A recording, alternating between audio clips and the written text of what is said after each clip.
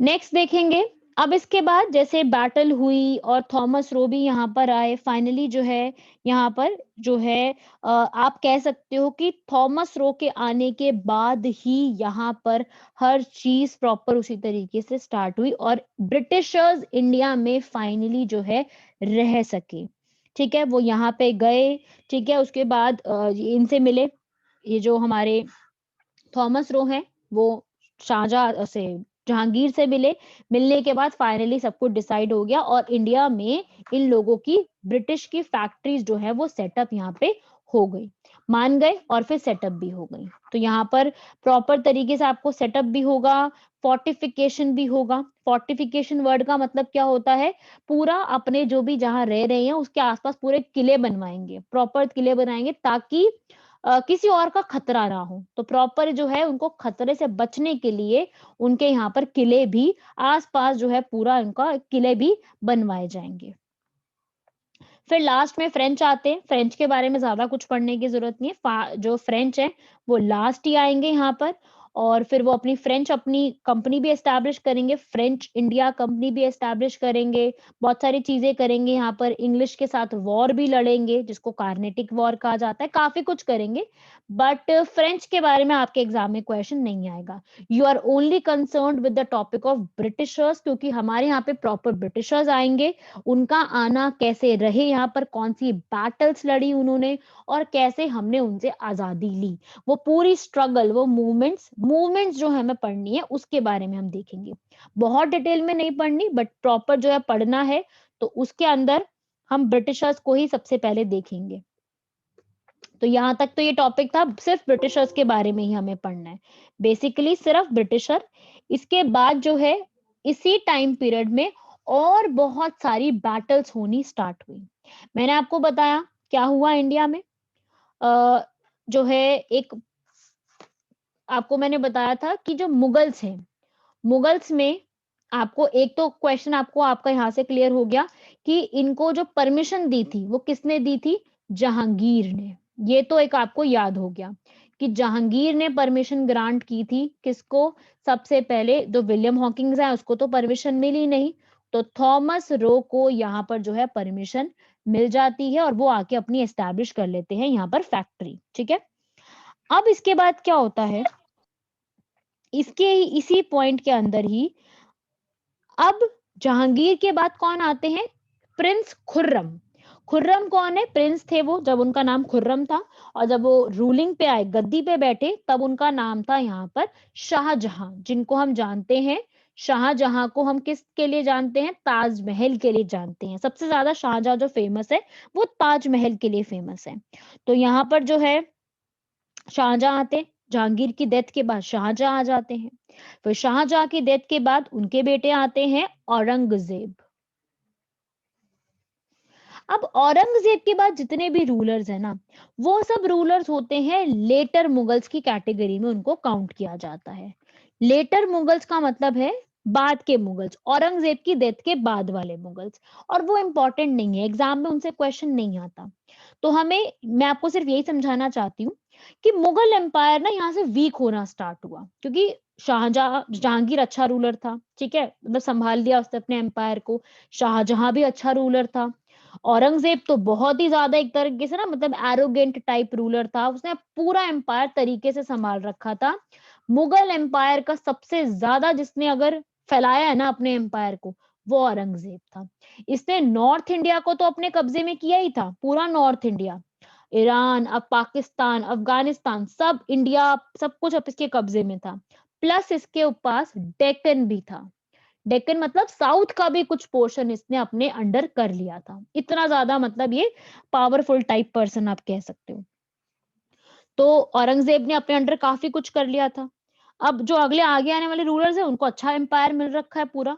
लेकिन अगर बड़ा एम्पायर है तो संभालना भी तो ज्यादा पड़ेगा ना, रूलर को मेहनत भी ज्यादा करनी पड़ेगी, दिमाग भी ज्यादा यूज करना पड़ेगा, स्ट्रैटेजीज भी ज्यादा करनी पड़ेगी। तो बाकी आने वाले रूलर्स उतने स्ट्रांग थे नहीं जितना औरंगजेब था। तो बाकी रूलर्स उतना स्ट्रांगली तरीके से संभाल नहीं पाए पूरे एम्पायर को। तो धीरे धीरे मुगल एम्पायर वीक होने लगा।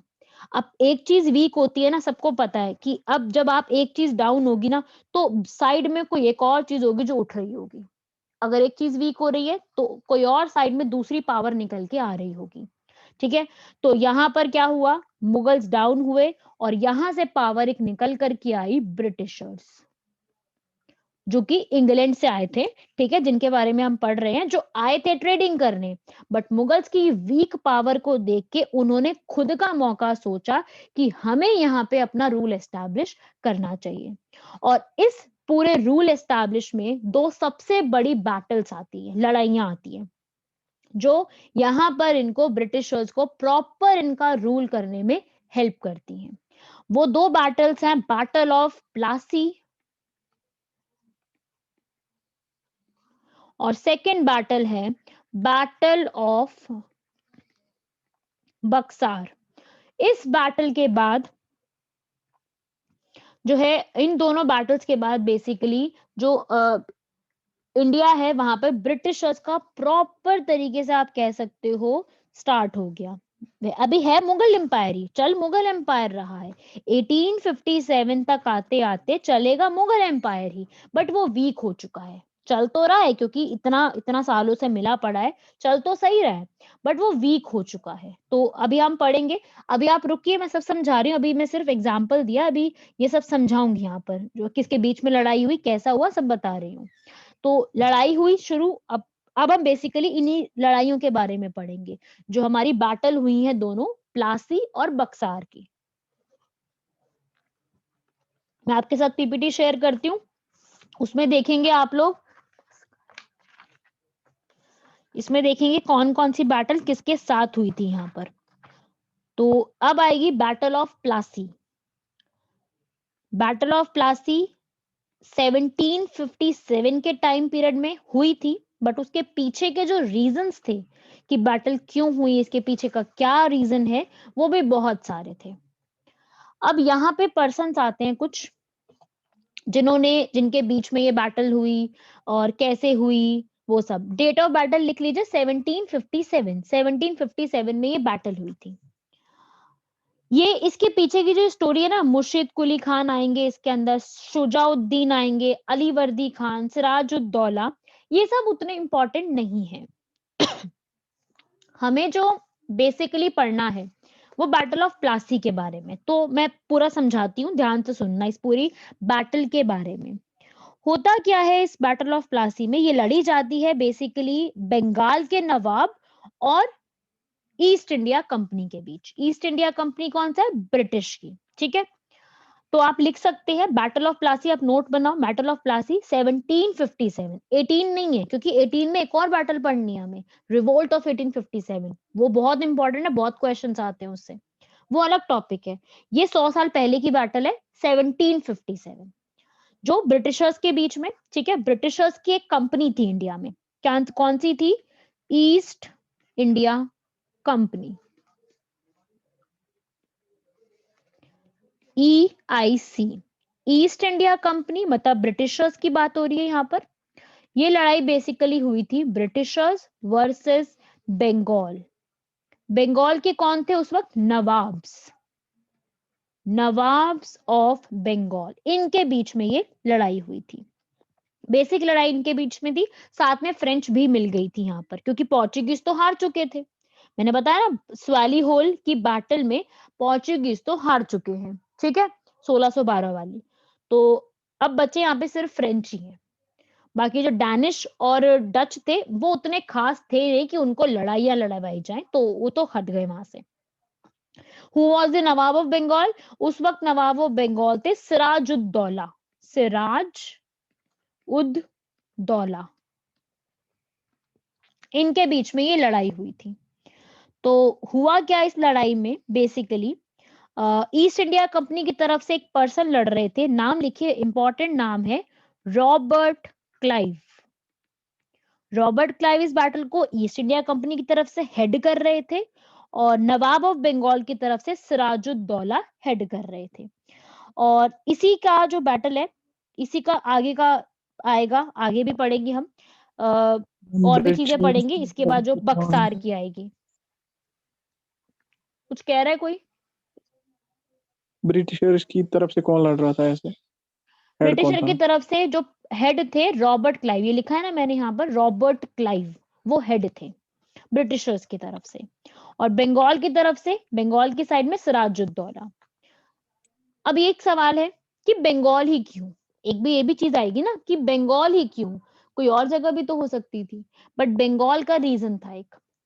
सबसे पहली चीज, मुगलों के टाइम पर सबसे सही एम्पायर, एक रिचेस्ट एम्पायर ना, वो बंगाल था। तो बंगाल के रीजन यही था कि ये रिचेस्ट एम्पायर था, पूरा एक एरिया जो था काफी सही था, ठीक है। और ब्रिटिशर्स ने अपनी सबसे ज्यादा फैक्ट्री भी लगा रखी थी बंगाल में ही। तो उनको ऐसा था भाई, बंगाल जो है ना, आज के समय में आप ये मत को सोचो कि सिर्फ बंगाल है। बंगाल जो है उसमें आसाम भी आता है। उस टाइम की बात कर रही हूँ, आज तो सब कुछ अलग अलग हो चुका है, आपको पता है ना। लेकिन उस समय में जो बंगाल का रीजन है, बंगाल में आपका पूरा आसाम भी आएगा, वेस्ट बंगाल भी आएगा जो आज के समय का वेस्ट बंगाल है। और अगर जो बंगाल का नवाब है वो बिहार और उड़ीसा, उन सब के ऊपर भी उसका जो है पूरा राज हुआ करता था। वो बेसिक बंगाल एक बड़ी टेरिटरी हुआ करती थी, काफी फेमस थी और काफी सही थी। तो बहुत सारा एरिया जो है बंगाल का उनके अंडर आया करता था। तो वो ये कहते थे जो है कि पूरा का पूरा एरिया जो है वो बंगाल का थोड़ा ज्यादा रिचेस्ट में माना जाता था, इसलिए बंगाल उन्होंने चूज किया। बंगाल में उनकी अच्छी फैक्ट्रीज भी थी ब्रिटिशर्स की, तो उन्होंने चाहा कि यहाँ पर जो है वो हम इसको अपने अंडर ही इंक्लूड करेंगे। बिल्कुल, ढाका बांग्लादेश भी इसी के अंदर आता है। बंगाल में सब कुछ था। बंगाल में असम, पूरा नॉर्थ ईस्ट, असम, नागालैंड, त्रिपुरा, मणिपुर, सब कुछ था। वेस्ट बंगाल पूरा आज का, और बांग्लादेश, क्योंकि उस टाइम पे तो अलग था नहीं बांग्लादेश, तो सब कुछ इसी के अंदर आता था। बंगाल में सारे रीजन आते थे। तो इतना बड़ा रीजन था बंगाल, इसके चलते बंगाल को चूज किया गया था, क्योंकि बड़ा रीजन है, उसके ऊपर कब्जा कर लिया तो काफी कुछ मिल जाएगा। ठीक है, तो यहां तक तो हो गया बंगाल का रीजन। अब इसके बाद क्या हुआ, ब्रिटिशर्स और फ्रेंच जो हैं उनके बीच में जो है प्रॉब्लम्स हो रही थी, क्योंकि दो यूरोपियन पावर एक में नहीं हो सकती। जैसे सुना ना, दो दो तलवारें एक म्यान में नहीं रह सकती, सेम ऐसे ही दो यूरोपियन पावर एक जगह पे राज नहीं कर सकती। राज तो एक ही पावर करेगी, कोई भी एक पावर। तो ब्रिटिश और फ्रेंच के बीच में भी प्रॉब्लम शुरू हो गई कि कौन जो है सुप्रीम है, उनके बीच में लड़ाई। ब्रिटिशर में रॉबर्ट क्लाइव चाह रहे थे कि पूरा जो बंगाल है मेरे अंडर आ जाए, और जो बंगाल के नवाब थे वो कैसे अपना अपना राज्य किसी और को दे दे, ये तो फिर गलत है। तो इसी के चलते एक बहुत बड़ी बैटल हुई।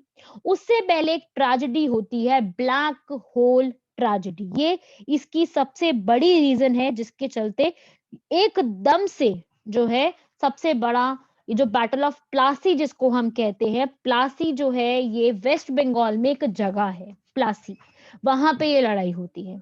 उससे पहले एक ट्रेजेडी होती है, ब्लैक होल ट्रेजेडी।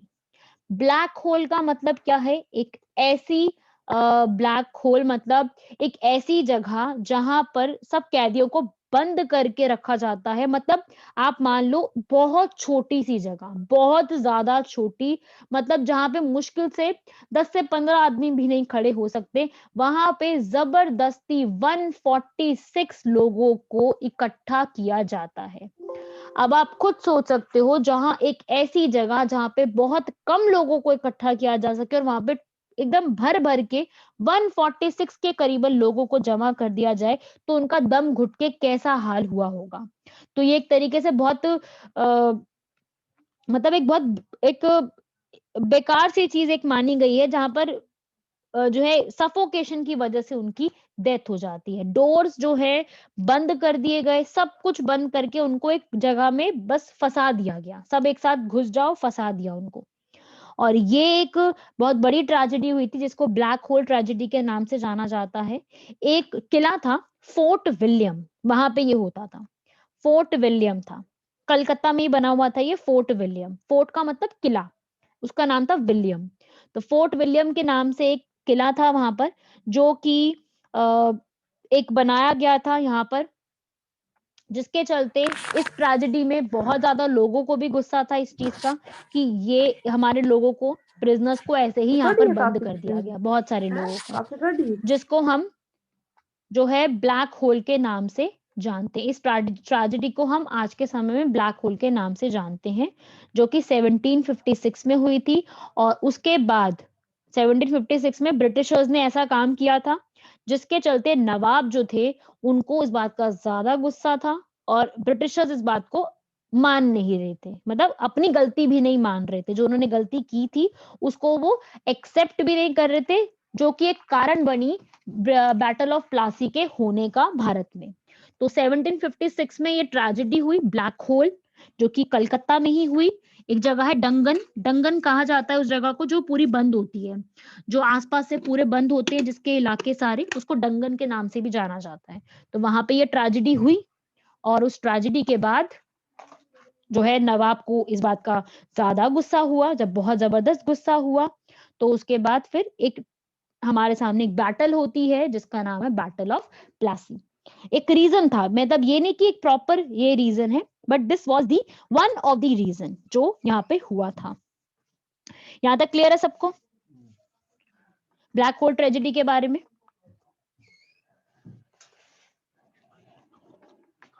बताइए भाई, कोई डाउट यहां तक?